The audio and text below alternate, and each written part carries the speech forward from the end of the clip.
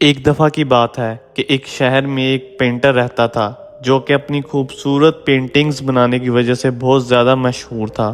وہ انہی پینٹنگز کو بیچ کر بہت زیادہ پیسے بھی کمایا کرتا تھا۔ اس پینٹر کا ایک بیٹا بھی تھا جس نے چھوٹی سی عمر سے ہی بہت اچھی پینٹنگز بنانا شروع کر دیں۔ باپ کو اپنے بیٹے کی پینٹنگز پر بہت زیادہ فخر محسوس ہوتا تھا، لیکن جہاں اس کو ضرورت محسوس ہوتی تھی وہ اپنے بیٹے کی غلطیاں بھی نکال دیا کرتا تھا۔ بیٹا بھی اپنے باپ کے فیڈ بیک کو بہت سیریس لیتا تھا اور اپنی غلطیوں کو ٹھیک کر لیتا تھا۔ غلطیوں کو ٹھیک کرنے سے اس لڑکے کی پینٹنگز اور بھی زیادہ خوبصورت ہو جاتی تھیں۔ آہستہ آہستہ وقت کے ساتھ ساتھ اس لڑکے کی پینٹنگز اپنے باپ کی بنائی ہوئی پینٹنگز سے بھی زیادہ خوبصورت بننے لگ گئیں۔ لوگوں کو اس لڑکے کی بنائی ہوئی پینٹنگز اس کے باپ کی بنائی ہوئی پینٹنگ سے زیادہ خوبصورت لگنے لگیں، اور لوگ اس لڑکے کی پینٹنگز کو زیادہ پیسوں پر بھی خریدنے پر راضی ہو جاتے تھے۔ بیٹے کے اتنے زیادہ کامیاب ہونے کے باوجود بھی باپ اپنے بیٹے کی پینٹنگز سے چھوٹی موٹی غلطیاں نکال دیا کرتا تھا، لیکن مشہور ہونے کے بعد اس لڑکے کو اپنے باپ کا یوں غلطیاں نکالنا برا لگنا شروع ہو گیا۔ ایک دن غصے میں آ کر اس لڑکے نے اپنے باپ سے کہا کہ آپ ہمیشہ میرے کام میں غلطیاں کیوں نکالتے ہیں؟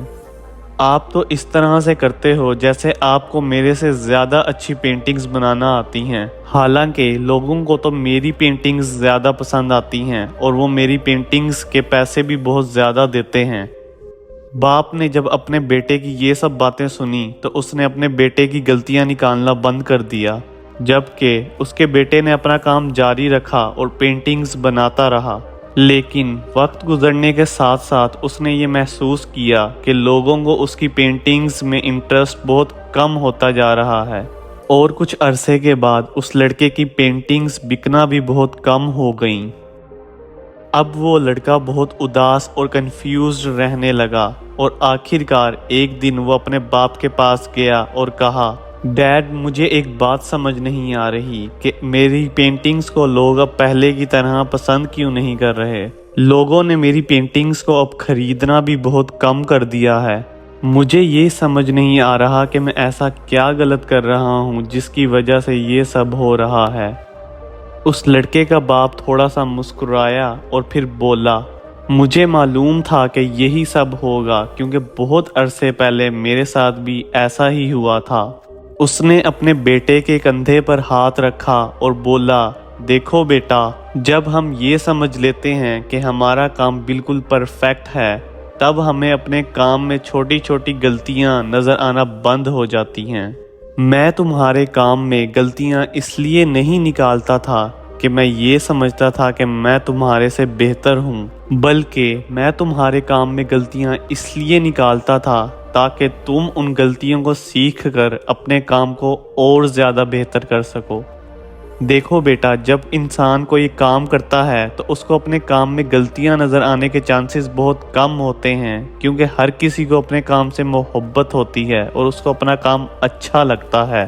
لیکن دوسروں کو ہمارے کام میں غلطیاں نظر آنے کے چانسز تھوڑے زیادہ ہوتے ہیں، اور ان بتائی ہوئی غلطیوں کو ٹھیک کرنے کے بعد ہم اپنے کام کو پہلے سے بھی زیادہ بہتر بنا سکتے ہیں۔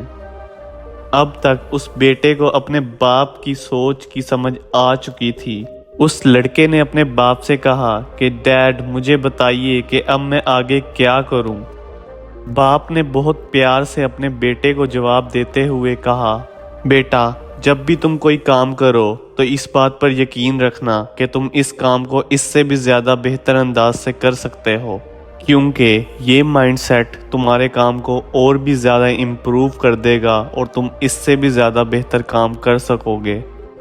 اگر ہم سب لوگ اپنی زندگیوں پر نظر ڈالیں تو ہم یہ دیکھیں گے کہ ہم سب دوسروں کی تنقید اور کریٹیسزم کو ہمیشہ نیگیٹو لیتے ہیں، لیکن اگر ہم کریٹیسزم کو ایک دوسرے انداز سے دیکھیں تو ہم اپنی زندگی کو بہت ہی زیادہ امپروو کر سکتے ہیں اور اپنے کام کو بہتر بنا سکتے ہیں۔ جیسا کہ ہم نے اس کہانی میں دیکھا کہ جب اس لڑکے نے اپنے باپ کے کریٹیسزم کو نیگیٹو لینا شروع کر دیا تو وہیں سے اس کا ڈاؤن فال شروع ہو گیا۔ یہ چیز ہمیں ایک بہت امپورٹنٹ لیسن دیتی ہے کہ اگر کریٹیسزم ہمارے والدین یا ہمارے ٹیچرز کی جانب سے ہو تو ہمیں ہمیشہ اس کو پازیٹیو لینا چاہیے اور اپنی غلطیوں کو ٹھیک کرنا چاہیے.